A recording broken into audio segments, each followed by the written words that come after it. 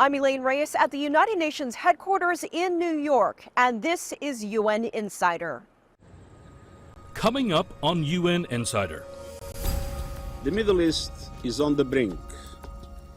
The people of the region are confronting a real danger of a devastating, full-scale conflict.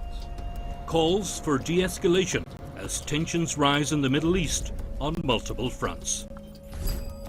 A year of conflict and crisis. A look at the humanitarian impact of the fighting in Sudan. That's the message of sustainability. Let us take control and start to take those actions now, while we still can. Paving the way for a more sustainable future.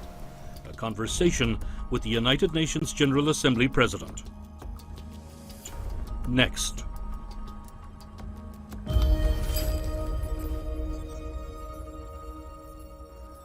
Concerns in the Middle East top the agenda for the UN Security Council this week. It's vital to avoid any action that could lead to major military confrontations on multiple fronts in the Middle East. Civilians are already bearing the brunt and paying the highest price. And we have a shared responsibility to actively engage all parties concerned to prevent further escalation. Secretary General Antonio Guterres joined an emergency meeting of the UN Security Council Sunday after Iran launched drone and missile attacks on Israel. Most of the weapons were intercepted. The assault came in response to Israel's strike on Iran's consulate in Damascus earlier this month. The incident heightening concern about the potential for a wider regional conflict in the Middle East. Meanwhile, the UN is appealing for nearly $3 billion to provide humanitarian assistance in Gaza. And the state of Palestine continued its push for full UN membership. Jody Jacobs has the latest. The outcome of this meeting inside the UN Security Council chamber was a foregone conclusion. The United States stopped the UN from recognizing Palestine as an official state by using its veto in the Council. And Palestine's hopes to become the 194th member of the UN dashed. There was not unanimity among committee members as to whether the applicant met the criteria for membership as set forth in Article 4 of the UN Charter. For example, there are unresolved questions as to whether the applicant meets the criteria to be considered a state.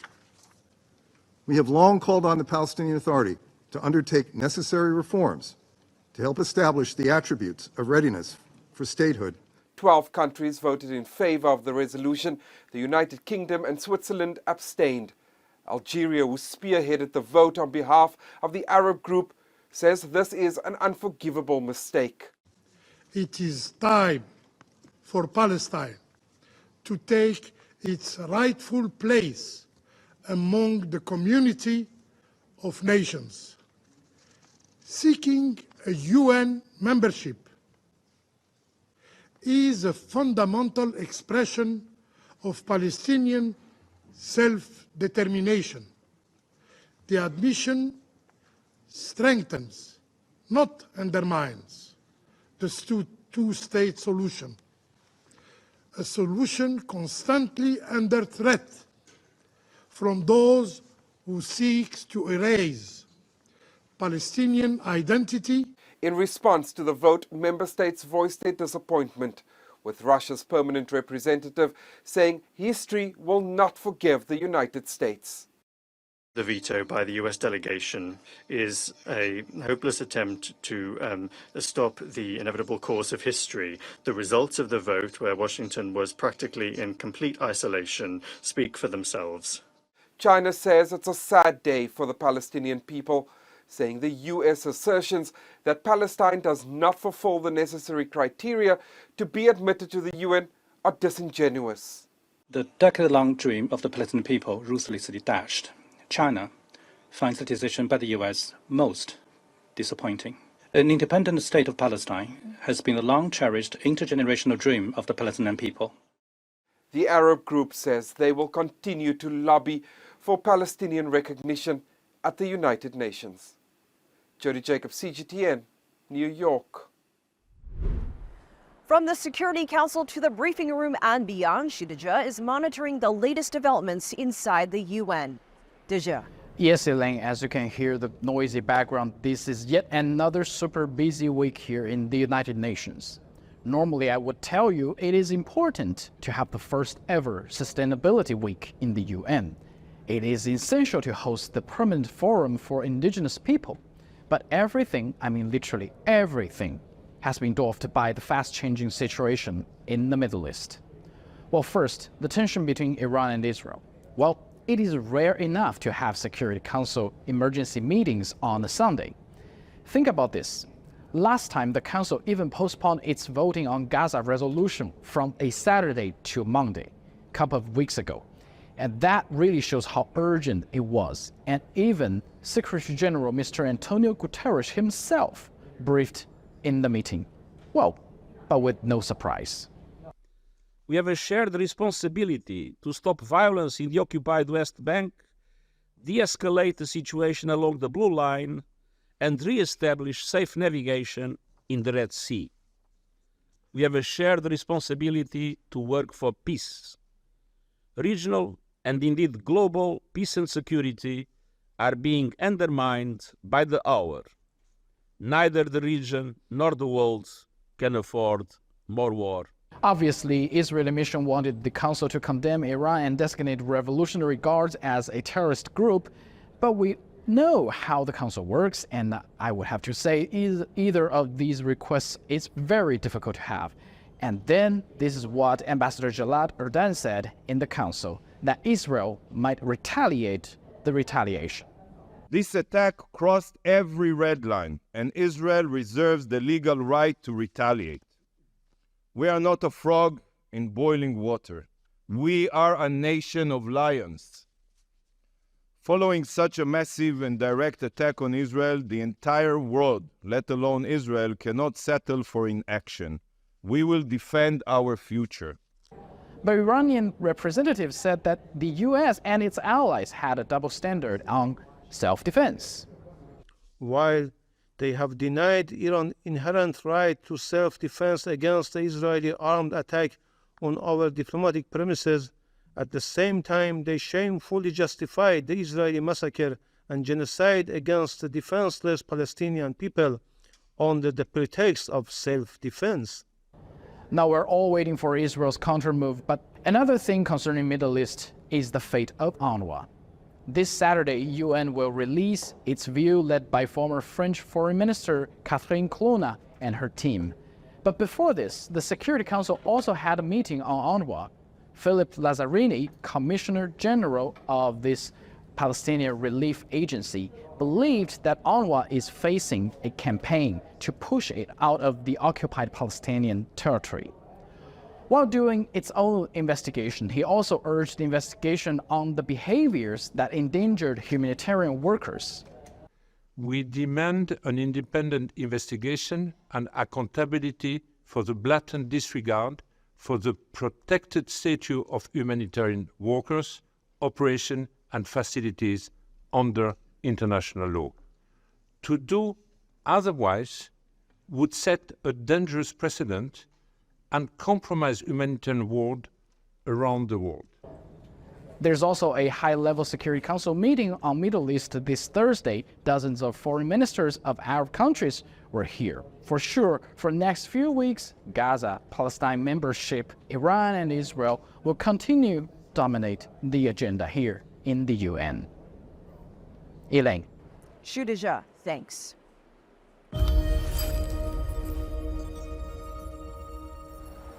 Diplomats here at UN headquarters are welcoming China's new ambassador, Fu Tong. He most recently served as China's ambassador to the EU and also has a wealth of experience in the UN system.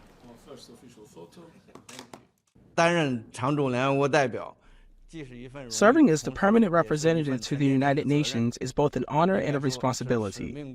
I would say that the mission is important and the responsibility is heavy. I will keep the interests of the country and the people at heart. Guided by the concept of a shared future for mankind proposed by President Xi Jinping and 3 major initiatives: the Global Development Initiative, the Global Security Initiative, and the Global Civilization Initiative. We will actively participate in various work of the United Nations and further enhance China's voice and representation in the United Nations system.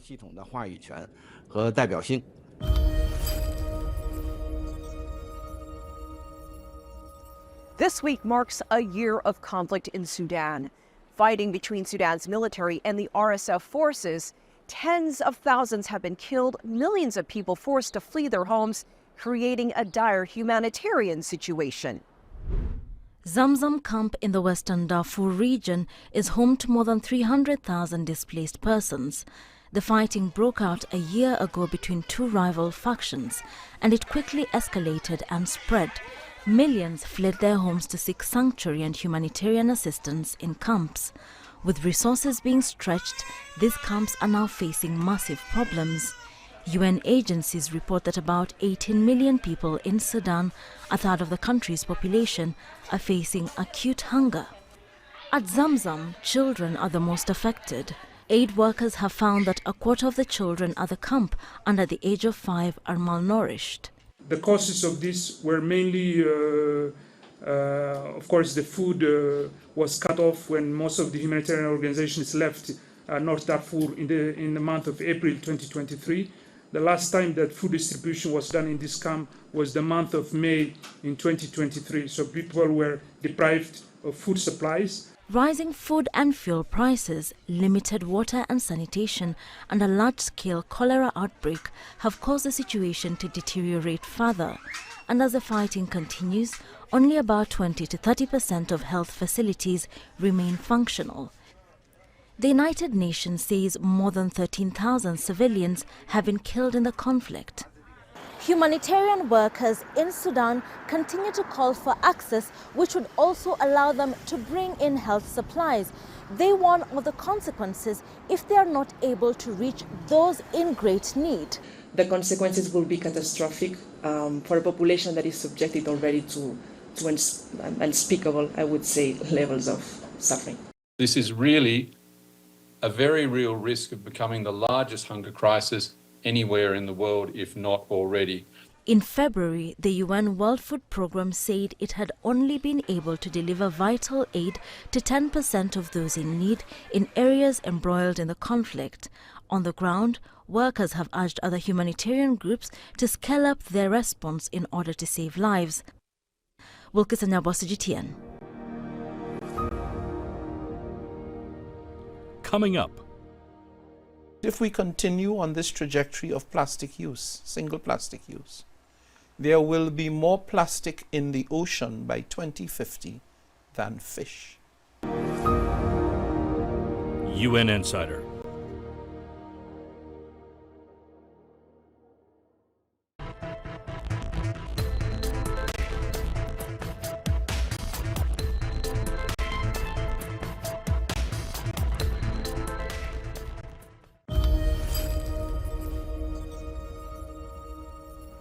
This is a busy week at UN headquarters as the General Assembly marks its first ever Sustainability Week.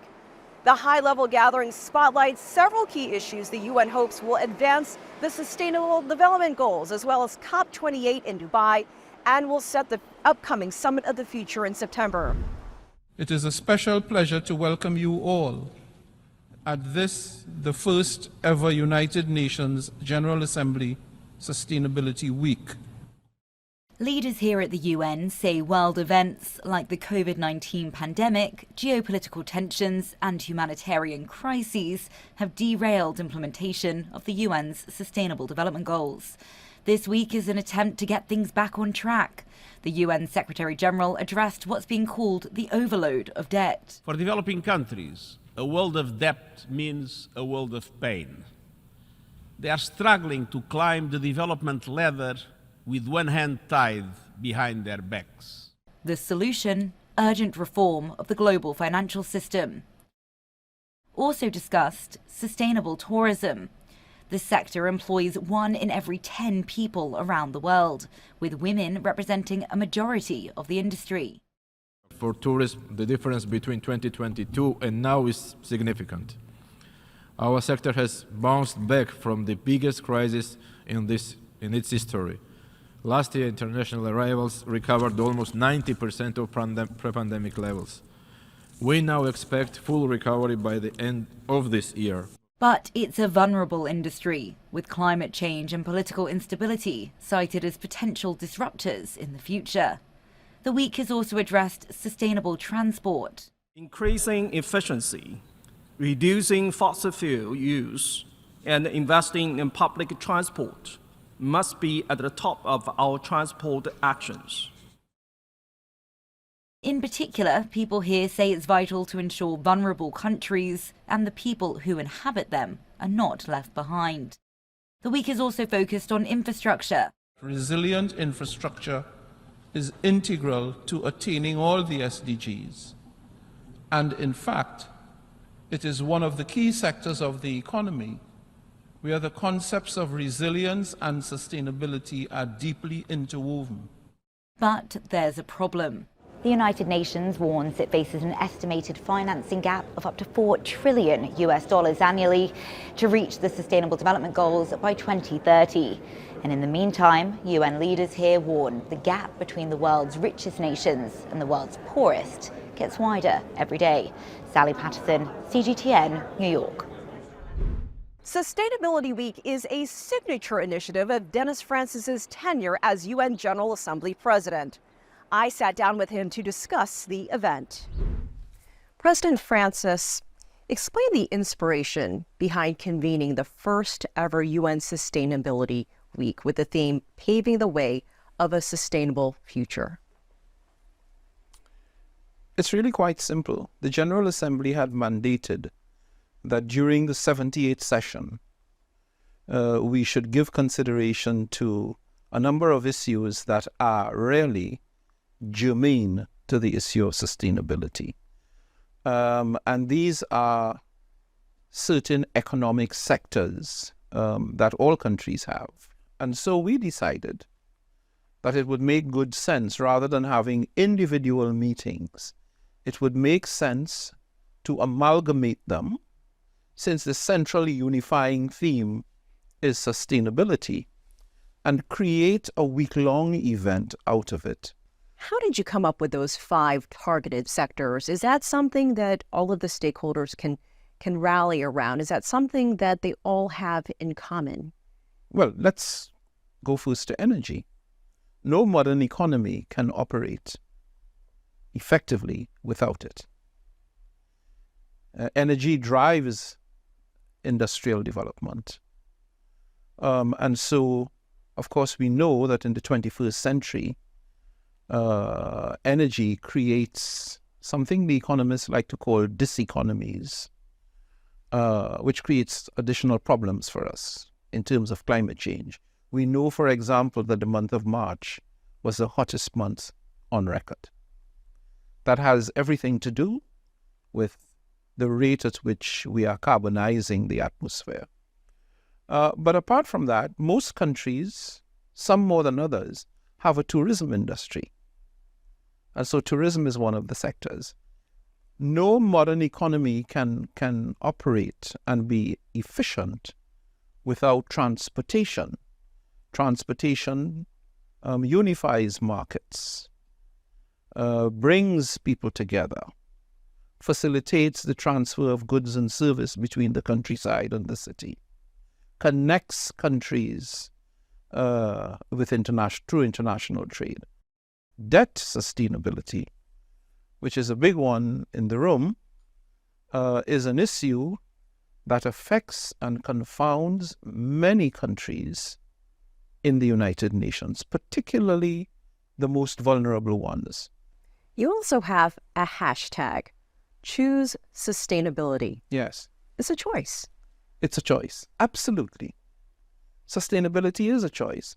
It's important that when we are making these decisions, we spare a thought for the impact of what we are doing on other people, on the society, on the environment, and on the future. If you drive your car to work every day, you might decide to commit to taking public transport 1 day a week, because in doing so, you'd be lowering your carbon footprint. That's a sustainable action. Think of what it means when you use, for example, a single-use plastic vessel. What happens to that plastic? Well, the science tells us it will end up at the bottom of the ocean, eaten by the fish in many instances. And of course, in the food chains, humans are at the top. We then eat the fish. The plastic gets into our bodies. They affect the functioning of our bodies. The science has shown us that if we continue on this trajectory of plastic use, single plastic use, there will be more plastic in the ocean by 2050 than fish. So when we go fishing, we'll actually be going fishing for plastic. Can you imagine that? And so living sustainability is living responsibly. Part of this is also advancing the 2030 agenda, and we know that there are many countries still struggling to make a dent in their goals. Yes. What can be done to help those countries find success? We have a plan, but in order to implement, the plan has to be financed, because the Sustainable Development Goals are asking countries to undertake reforms, to reform their procedures in order to take us to that place called sustainability. But that costs money that most developing countries, particularly those in special situations, simply cannot afford. They do not have the resources domestically. Part of the reason they don't have the resources is because they are heavily indebted to the multilateral development banks and to the private banks. Their own development, therefore, gets compromised because once they pay the debt, they are unable to invest in education, in health, in national security. And so part of what needs to happen is that the international financial architecture needs to take account of this. It needs to be reformed in order to make it less onerous, less burdensome for developing countries, in particular those at the bottom. How would you measure a successful UN Sustainability Week, and what do you hope attendees take away from this event? What I hope attendees will take away is the fact that they have the power in their own hands to a significant degree. They have the power to make changes that would benefit the entire planet. Many of them need support, and this will call attention to the fact that they need support. They have legitimate needs for support because they cannot do it on their own. But when they are unable to do it, if the system is to work really well, we need all hands on deck. And so if some countries are unable to do it or are excluded from the capacity to do it, it means that we will not be able to achieve our goal. Because the goal is leaving no one behind. Every country in the world needs to make a contribution to the 21st century development model of sustainability. It's the only way, for example, that we will be able to manage, notice I did not say solve, manage the climate crisis. Everyone needs to make a contribution because it affects us all. And notice I'm speaking in the present tense, not in the future tense, because we are living a climate crisis now. So this is urgent. That's the urgency. We need to take the actions that we know will strengthen our capacity to withstand the shocks and stresses that come inevitably with a highly carbonized atmosphere. And so that's the message of sustainability. Let us take control and start to take those actions now while we still can. UN General Assembly President Dennis Francis, thank you for your time. Thank you very much. Pleasure being here. coming up. So today we're not paying for electricity because we generate enough energy for our needs. It's a revolution. I just dream of every home having its own solar panels. UN Insider.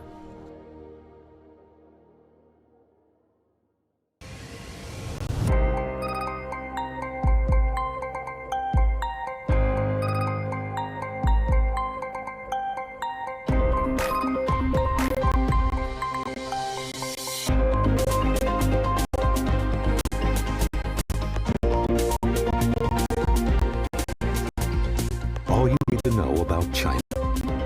China 24, only on CGTN. Renewable energy use is on the rise. In 2021, renewable capacity in developing countries showed a record growth. In Brazil, a solar energy project is bringing cleaner, cheaper energy for some in Rio de Janeiro's poorest communities. Lucrecia Franco shows us how. This is Dique da Vila Alzira, a poor favela in Rio de Janeiro. And this group represents the Association of Women with Attitude and Social Commitment, or AMAC, which is helping this community with energy-saving projects. Here resources are scarce, but one thing that is abundant and free is sunlight. To take advantage of that, AMAC installed an array of 8 solar panels on its roof late last year. It was a first step. For now, the solar project in this community is only serving to power the NGO's headquarters, but it's setting an example for local residents to see that they can take control of their own energy future. In fact, AMAC hopes the rooftop panels are the beginning of a radical transformation. So today we're not paying for electricity because we generate enough energy for our needs. It's a revolution. I just dream of every home having its own solar panels. Donated by local and foreign partners, the solar panels are helping AMAC keep its installations operating, powering fans during the day and keeping lights on at night. Founded in 2012, the NGO is now part of the Sustainable Favela Network, a grassroots initiative focused on unlocking renewable resources potential within Rio favelas.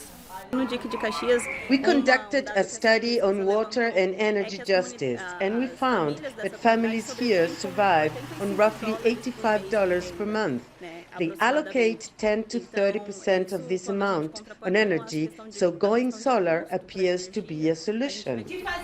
Going solar could also address dangerous pirated electrical hookups, which are widespread in Brazil's favela communities. According to Santos, the NGO's founder, the root of the problem lies in social inequality. Favela residents don't have access to or can't afford essential services. It is violence because if there is a constitution that says we all have the same rights, we need to have access to electricity that is both safe, affordable, and regulated. Solar panel savings on electrical bills allow AMAC to channel money into its core mission, teaching marketable skills such as sewing. And like these women say, it is empowerment built on empowerment. Lucrecia Franco, CGTN, Rio de Janeiro. I'm Elaine Reyes at UN headquarters in New York. Thanks for being a UN Insider.